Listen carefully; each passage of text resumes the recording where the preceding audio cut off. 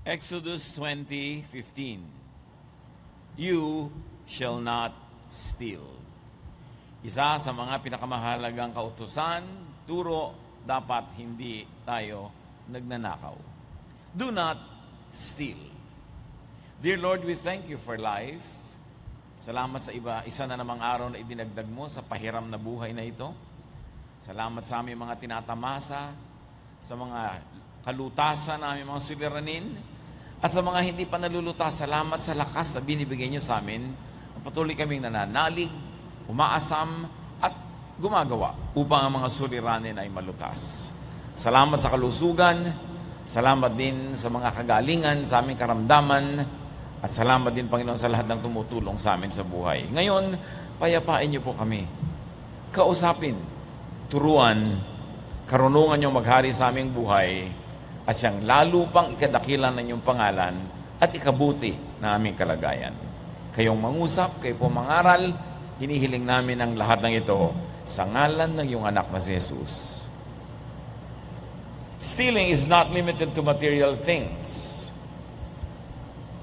Stealing could also mean forcibly, deceitfully, or unfairly taking anything else or anyone that rightly belongs to one person. So pwedeng nakawin ng isang bagay, pwede ring nakawin ng isang relasyon, pwedeng nakawin ang karangalan, pwedeng nakawin ng isang ideya, maraming pwedeng nakawin.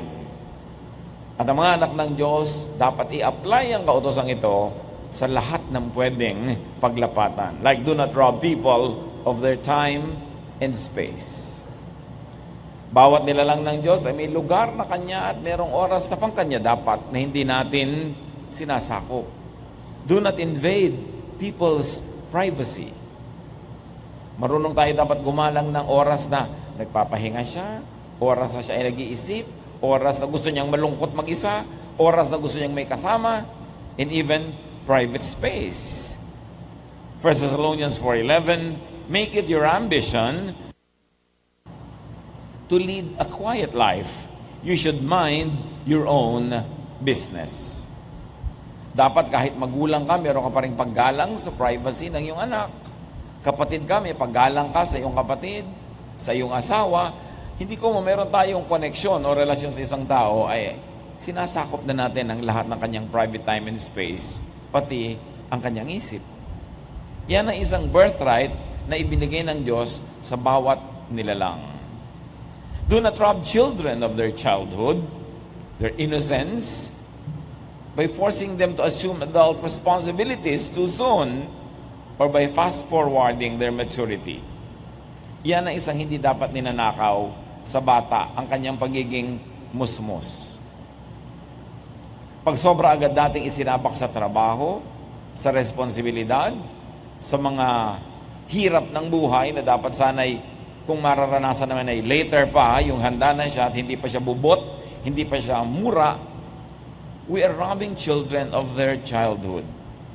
And once childhood is robbed, once it is lost, it is never regained. Kaya kuminsan, yung tao matanda na, doon pa nagbabata-bataan, may edad na, doon pa ngayon magsisibula maglaro, magkolekta ng mga laruan, kasi hindi nagawa nung bata pa.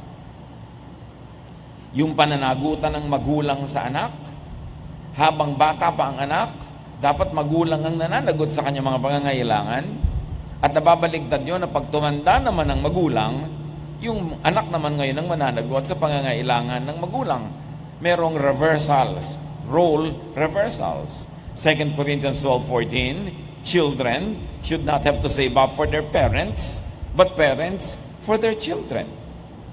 Siyempre, ang konteksto nito ay habang bata pa ang mga bata, hindi silang dapat asahan ng magulang.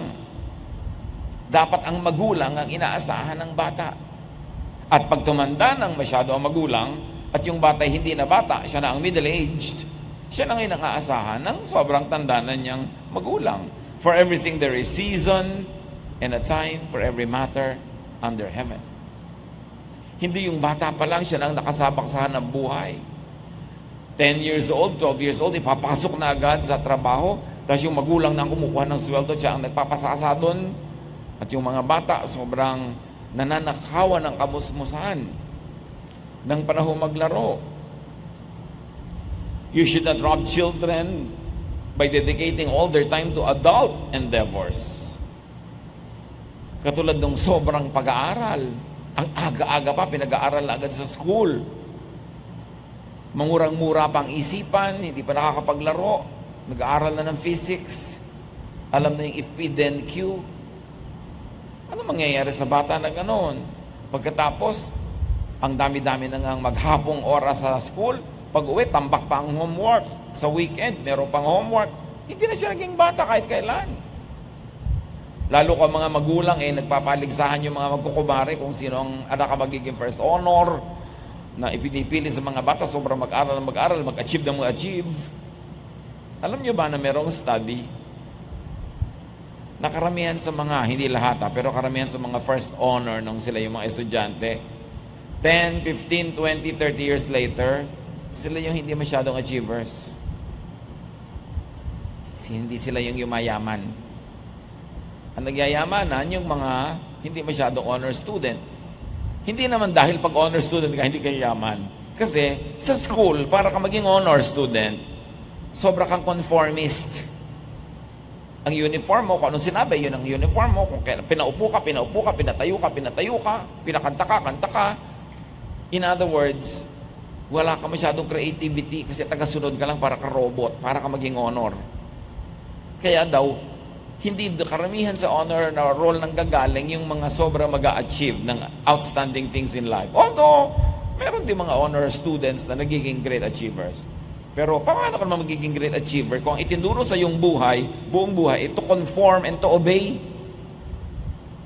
Ang galing mong tagasunod, pero magiging leader ka kaya? Yung mga ganong klaseng bagay. Do not rob children of their innocence by shocking them with rude and premature awakenings. Kaya may mga gabay ng magulang ang kailangan sa mga palabas kasi hindi pa bagay sa isip nila. May mga usapan ng matatanda na hindi yan pinaparinig sa mga bata. Hindi pa bagay sa abot ng kanilang isip.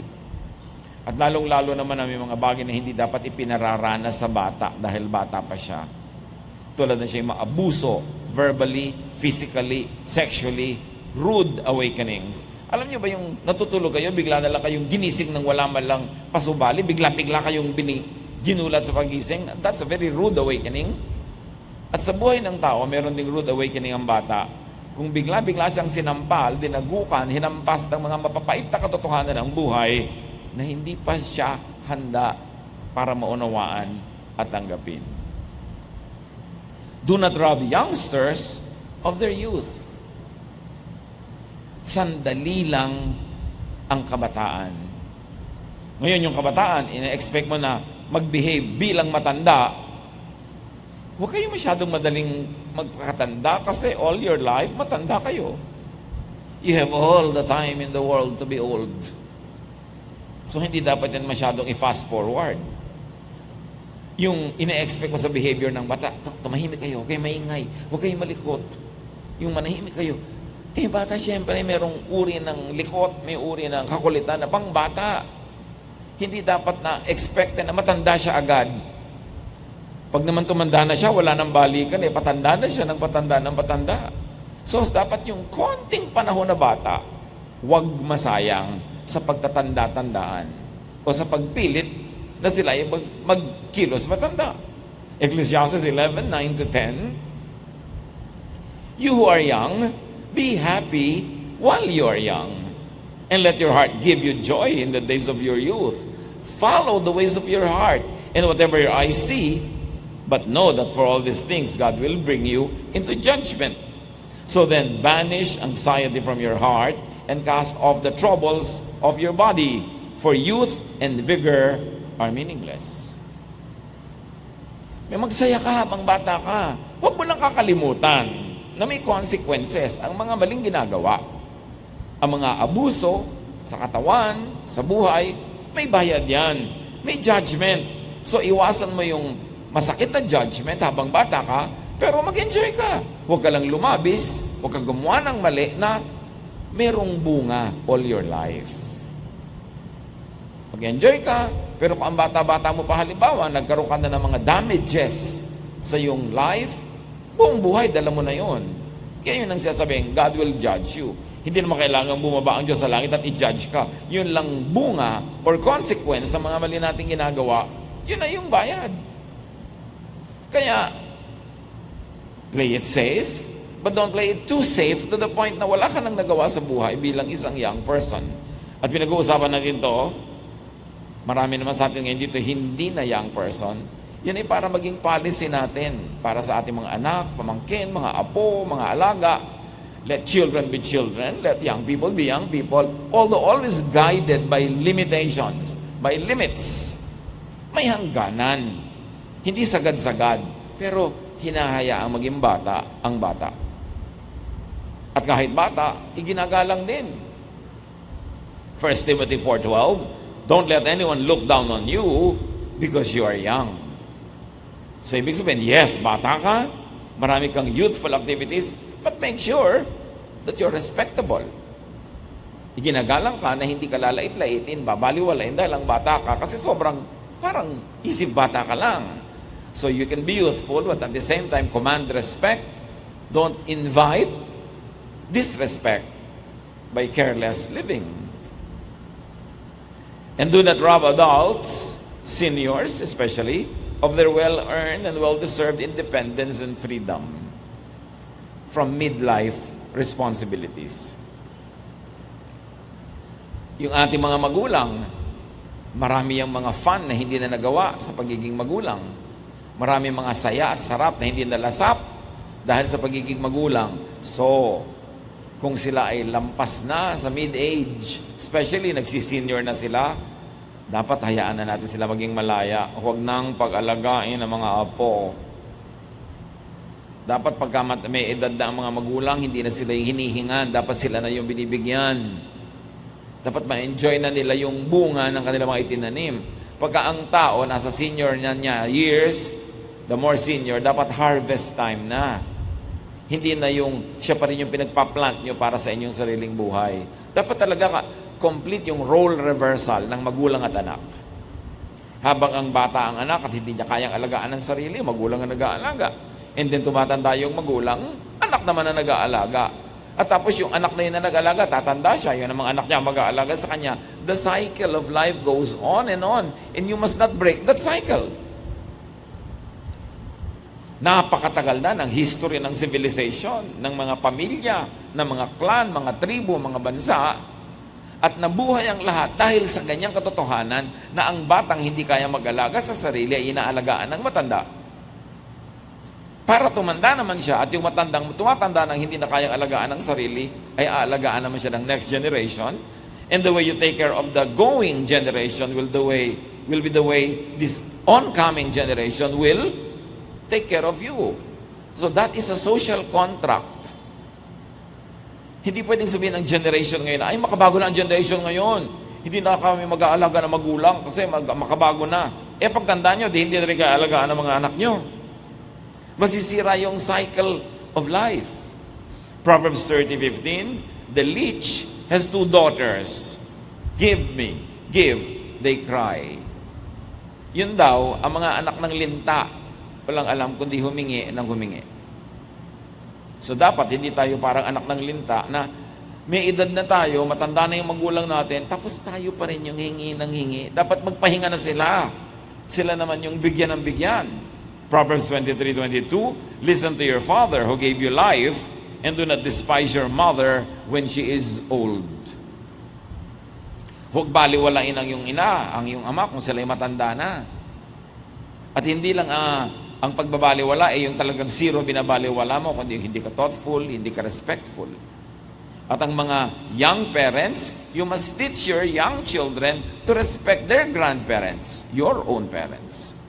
Kailangan tinuturuan ng mga bata. Pag hindi nyo sila tinuruan, i-ignore nila yung mga matatanda, magiging generational. Pagtanda nyo, kayo naman ang ignoren, dapat igalang yung cycle na yun that has kept the human race in good shape for the longest history. And do not rob people of well-deserved entitlements. Wages, salaries, royalties, privileges, benefits, dapat ibinibigay natin yun sa kapwa, hindi mo ninanakaw. James 5:4, look, The wages you failed to pay the workers who mowed your fields are crying out against you. The cries of the harvesters have reached the ears of the Lord Almighty.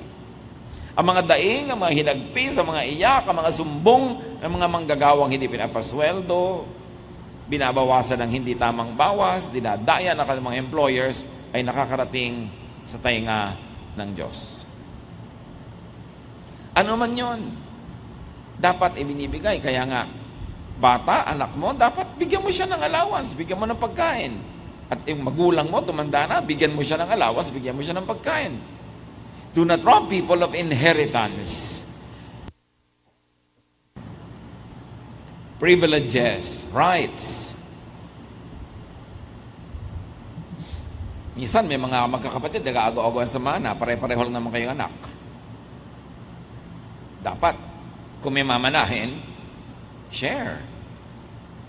At kung may pananagutang dapat gawin sa magulang, may sakit, dapat ipagamot, dapat alagaan, share din ang mga anak. Hindi yung isa lang ang naka-assign. Siya lang ang kasama doon sa bahay ng matanda, siya lang nag-aalaga. Yung mga iba, hindi na. O yung mga iba, may mga negosyo, lagi mga wala, di dapat, bigay kayo ng bigay naman ng pagsustos para yung walang masyadong project na kumikita, sila naman itong mag-aalaga. Warm body yung contribution nila, pero yung iba naman, yung finances ang contribution nila. Kung kayo 3 anak, dapat 3 kayo nag-aalaga. 2 kayo, hati kayo. At kung isa ka mag-aalaga ng todo-todo kasi nag-iisa ka, ikaw din ang naalagaan ng todo-todo. Ganon din yun. Wala kang kahati sa pag-aalaga ng magulang mo. So ngayon, wala ka rin kahati sa pag-aalaga sa kanya kung tumanda na sila. Life is like that. Life has always gone on in balance. Dapat may balance. What you give, you receive. What you receive, you give. Proverbs 28:24, whoever robs their father or mother and says, it is not wrong, is partner to one who destroys. Ang nagnanakaw daw sa sariling magulang, ano man ang pwedeng nakawin, pinag-usapan na natin, hindi lang bagay yan, atensyon, pagmamahal, respeto, partner daw yan ng diablo, the one who destroys. And do not rob people of relations. Do not rob children of their parents. Do not rob children. Do not rob your kapatid, your asawa. Do not rob employers or employees of the people who are with them. Halimbawa, naging stepfather ka, stepmother, huwag mong nakawan ng magulang yung mga bata na naulila yung magulang. Tapos, itong natira, naging asawa mo. Hindi mo na minamahal itong mga stepchildren mo, tapos ilalayo mo pa doon sa sarili nilang magulang na naging asawa mo. Lalo't mga bata pa yon, that is so wrong. Dapat kung ikaw naging stepmother, naging stepfather, dibdibin mo at panindigan mo na yung anak ng napangasawa mo, yung anak mo na rin, at mahalin mo yun, alagaan mo yun. Huwag mong agawan ng magulang, huwag kang magselo sa kanila, itrato mo silang anak. At ganun din naman, yung mga stepchildren, kung talagang nabalo na ang inyong nanay o tatay, nag-asawa muli, do what you can to harmonize with your stepmother or stepfather. Parang tulong nyo na yon at respeto doon sa magulang yung buhay pa na nag-asawa muli. Dahil namatay na naman yung isa nyong magulang, dapat ibigyan nyo sa kanila yung ganong space. Pero yung may stepmother ka, may stepchild ka, tapos nag-aaway kayo, hindi kayo magkasundo, all your life will be hell. Hindi na naman kayo pwede maghiwalay kasi may common denominator na kayo. Yung tatay mo na asawa ng stepmother mo, pareho kayo ng stepmother mo na hindi na pwedeng itapon ng tatay mo. Kaya kailangan gumawa ng paraan para magkasundo-sundo. Pati mga empleyado, hindi yung nakita mo, ang galing, susulutin mo na para lumipat sa'yo. Exodus 20:17, you shall not covet your neighbor's house. You shall not covet your neighbor's wife, or his male or female servant, or his ox or donkey, or anything that belongs to your neighbor. Huwag daw pagnasaan ng hindi iyo. Huwag paghangaran. Huwag pag-interesan pag hindi sa'yo. Dahil yung pag-i-interest sa'yo nang lumilikha ng lahat ng interpersonal gulo, community gulo, kuminsan national and international wars. Dahil sa covetousness. Ang hindi iyo, period. Para tahimik ang buhay. Gusto mo magkaroon? Earn it. But what you haven't earned yet is not yours. Do not rob people of honor, of dignity, of credit. Kung ideya niya yun, ideya niya. Huwag kunwari, ideya niyo. Siya ang nakaisip na magandang paraan, ibigay niyo sa kanya yung karangalan. Do not plagiarize. Huwag mangopya ng trabaho ng may trabaho. Do not quote without acknowledgement. Do not misquote and just abuse someone's name. Kumisang kasi, sabi ni ganito, ganon-ganon, pero mali naman ang pagkuha mo ng quotation. You're already robbing the person of dignity, even of respectability, or even friends. Do not spread fake news in the name of someone else, and do not defame anyone.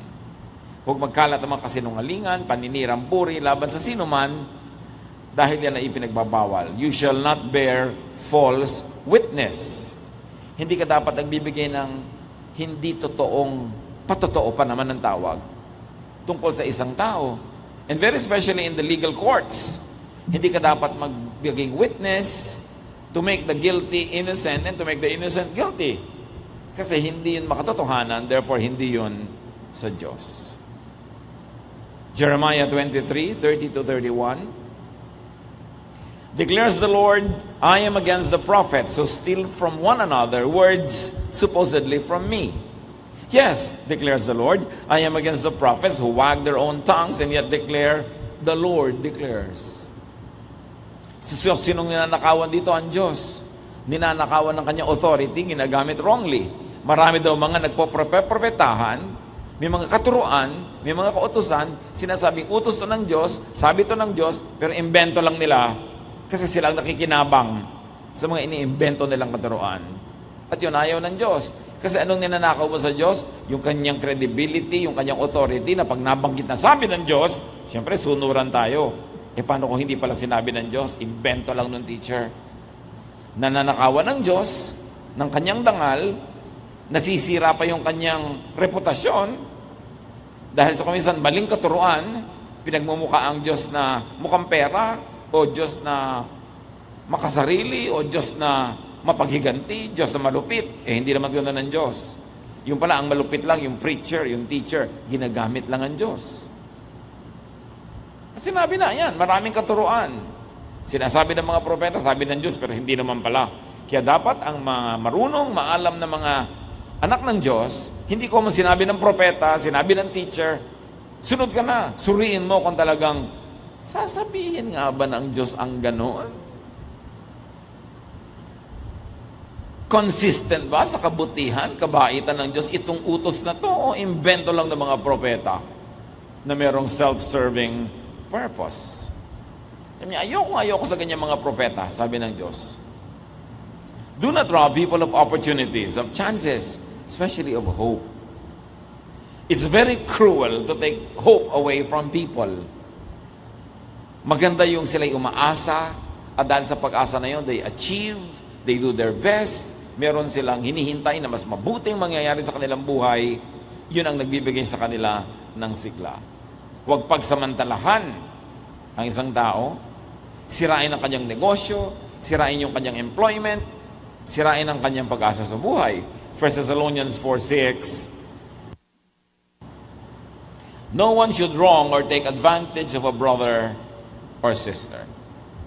Wala dapat nagsasamantala, lalo sa kahinaan o sa ignorance, sa innocence, sa trust ng kapwa. Proverbs 28:8, whoever increases wealth by taking interest or profit from the poor amasses it for another. Sino man ang nagpapayaman sa pamamagitan ng pagpiga sa mahihirap, pagsasamantala sa kanila, mawawala ang kayamanang yon, mapupunta lang sa iba, sayang lang ang pagod. Napakalapit ng puso ng Diyos sa mga kapuspalad, doon sa mga mahihirap na hindi naman mahirap dahil ang tamad-tamad nila, kundi mahirap na talagang hindi pa lang dumarating yung pagkakataon na sila'y makaahon, hindi sila dapat pagsamantalahan. Hindi istrohin ang kanilang dugo at sipsipin para sa ikabubusog ng mga mapagsamantala. Do not rob people of what is rightfully theirs or what they pay for. Employers,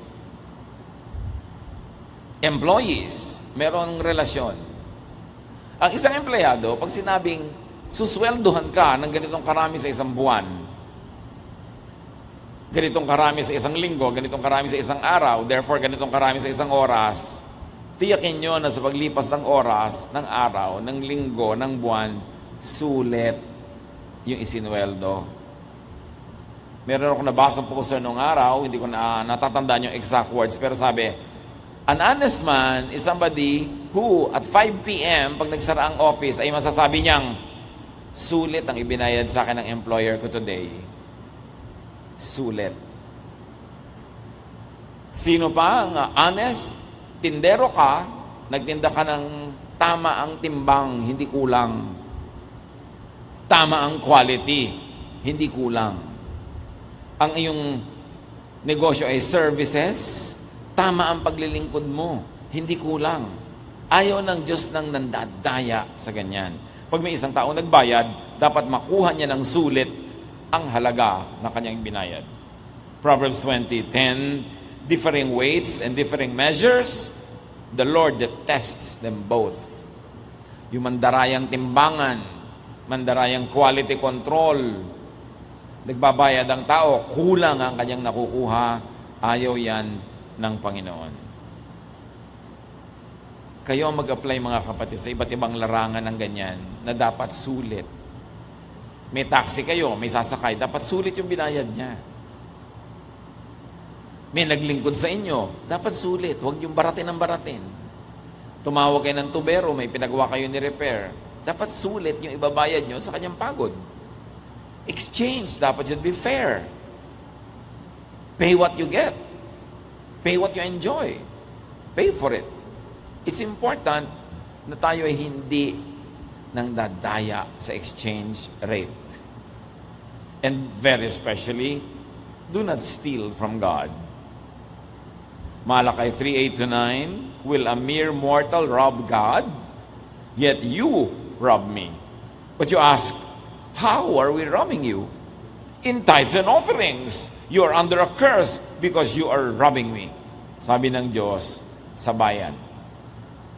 In Acts 17:24-25, the God who made the world and everything in it is the Lord of heaven and earth. He himself gives everyone life and breath and everything else. And this God is only asking for the tithe and the offering, not for everything, although this God gives us everything. And the Bible says, you brought nothing into the world. You cannot take anything out of the world. And Jesus says in Mark 12:15, give back to Caesar what is Caesar's, and to God what is God's. In other words, yung dapat ibigay mo kay Caesar o sa emperor, ibigay mo. Yung dapat ibigay mo sa employee, ibigay mo. Yung dapat mo ibigay na service sa employer, ibigay mo. Yung dapat ibigay mo sa dapat mong pagbigyan, ibigay mo para fair. Para yun ding dapat mong tanggapin, ay tanggapin mo. Proverbs 10:2, ill-gotten treasures have no lasting value, but righteousness delivers from death. Pag nandadaya tayo, kumita man tayo ng malaki, nababawi din. Minsan, ang saklap pa ng pagkakabawi. Psalm 62:10, do not trust in extortion or put vain hope in stolen goods. Huwag magnakaw. Huwag magtiwala sa pandaraya. Huwag sandalan ang ninanakaw. Kasi, yun ay ampaw. Ano mang bagay na hindi mo honestly na kinita, pinaghirapan, lalo't ninakaw mo, hindi mo maaasahan. Mawawala din. O kaya, mas lolobo ang gastos mo, kulang pa rin yung kinita mo sa kadayaan. Ang ending, mahirap ka pa rin. Hindi pwede magtagumpay yun kasi Diyos ang nagsasabi, ayaw niya ng nakaw. Ayaw niya ng nakawan. Kailangan honest ka. At pagpapalain ka ng Panginoon. May mga tao, very honest, so ganito lang karami yung kanilang pera, pero hindi naman sila nagkakaroon ng malalaking gastos. Eh, didaig pa nila yung maraming pera na tad-tad ng gastos. If the Lord would like to spare you from financial trouble, sino naman ang makakapigil sa Diyos na iligtas ka sa mga gulo? Pero kung gusto kang bigyan ng Panginoon ng trouble because you are troublesome yourself, sinong makakapigil sa Kanya? Ang mahalaga, sa ating mga private thoughts, sa ating transaction, hayag man o hindi, honest tayo. Pinagtatrabahuhan mo talaga. Deserve mo talaga. Para ma-prolong, ma-extend yung usefulness of the blessing. Ecclesiastes 3:12-13, meanwhile, says something else. I know the best thing that we can do is always enjoy life. Because God's gift to us is the happiness we get from our food and drink and from the work we do. Anong kinalaman ng verse na ito sa ating pag-aaral, do not steal? Tinuturo rin sa Bible, lalong-lalo sa Ecclesiastes, na dapat ikaw man mag-enjoy. Dapat ang pinagtatrabahuhan mo, ine-enjoy mo rin. Nalalasap mo rin ang sarap ng buhay, sapagkat minsan ka lang mabuhay sa mundong ito. So do not make or do not let others steal from you. Hindi pagiging kababanal, yung alam mo nang inaabuso ka na, pinagsasamantalahan ka na, ninanakawan ka na, payag ka pa rin ng payag. Ang utos, huwag ka magnakaw at huwag mo ring nakawan ang iyong sarili. Do not steal from yourself. Hindi ka nilikha ng Diyos para ipadehado. Hindi ka nilikha ng Diyos para ipaapi. Hindi ka nilikha ng Diyos para mapagsamantalahan ng mga tamad, mga batugan. Ikaw na lang na ikaw lagi nagdurusa. Akala mo pagiging makadiyos yun. No, you have a duty to yourself. Do not steal from others, but neither should you steal from yourself. Meron ka ring pananagutan sa Diyos na ikaw na nilikha niya, pinagpala niya at mahal niya, ay mapabuti rin. Dumanas din ang ginhawa at ng sarap sa buhay. So kailangan alagaan mo yung mga tinatangkilik.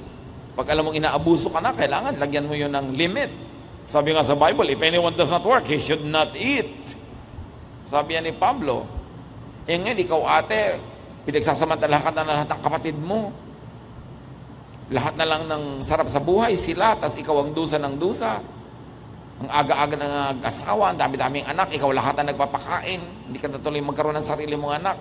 Tapos pagtandaan nila, nakalimutan ka na, paano ka ngayon? Kaya kailangan marunong ka rin mag-alaga sa sarili. Tatandaan nyo ito mga kapatid, mahal ka ng Diyos, hindi ka nilikha para maging doormat, para maging martir. Nilikha ka ng Diyos para mahalin ka rin niya. Hindi lang para gamitin ka magmahal ng iba. Dapat mahal mo rin ang iyong sarili. Pagmamahal yun sa Diyos na lumikha sa iyo at nagbibigay sa iyo ng buhay.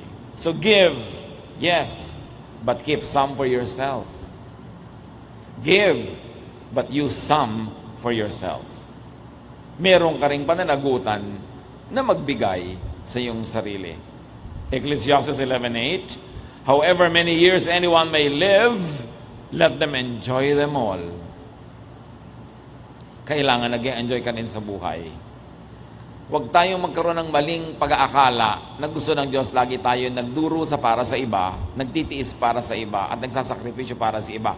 Yes, may tamang sakripisyo, may tamang amount na pagtitiis, pero hindi ka para lubos-lubusan at buong-buong ipaapi ng Diyos sa iba. Lalo sa mga mapagsamantala at mga tamad. Gumising tayo, hindi godliness yun. Ang pangungonsinti sa mga tamad, sa mga palaasa, sa mga mapagsamantala ay hindi godliness. Because those works are not the works of God. Therefore, to support such kind of work and worker is to support the work of the devil. Kailangan may discipline tayo. We give, but when people do not value what we give, we should give them to other people, to someone else, or to ourselves. Hindi ka nilikha ng Diyos para gawing martir. Do not steal from yourself. Dear Lord, teach us kung ano mga dapat namin gawin para hindi kami magnakaw sa kapwa, hindi rin kami magpanakaw, maging fair kami, even to ourselves. Siyasatin mo po ang aming puso, ang aming pamamaraan ng pamumuhay. Meron po ba kaming ninanakawan? Meron ba kaming pinagsasamantalahan, inaabuso? Patawarin niyo po kami kung yun ay ganon. At turuan nyo kami magbago. At kung kami naman, Panginoon, ay naabuso na, pinagsasamantalahan na, turuan nyo kami lagyan ng limits. Nang sa gayon, hindi kami maging konsentidor sa mga mali, maitama ang mali, matapunan ng liwanag ang madilim, maituwid ang baluktot. At kami man, Panginoon, turuan nyo na bagamat gusto namin maging mapagmahal sa kapwa, mahalin din namin mga sarili dahil kami man ay mahal nyo. At ipinagdaramdam nyo rin kung kami ay naapi, kung kami nakakawawa at napagsasamantalahan. Teach us to put everything in the right place. Pagbulay-bulayan natin makahulugan ito sa ating buhay, mga kapatid. And if we are stealing, whatever it is, stop stealing. It does not please God. And neither should you allow people to steal from you because you will be an accomplice of evil. Magiging partner tayo in wrongdoing kung hinahayaan natin ang mali na patuloy na mangyari. Lord, as your people bow before you, let your Spirit speak to us, give us enlightenment, give us guidance, and thank you for loving all of us. Be with the Lord in silent reflection.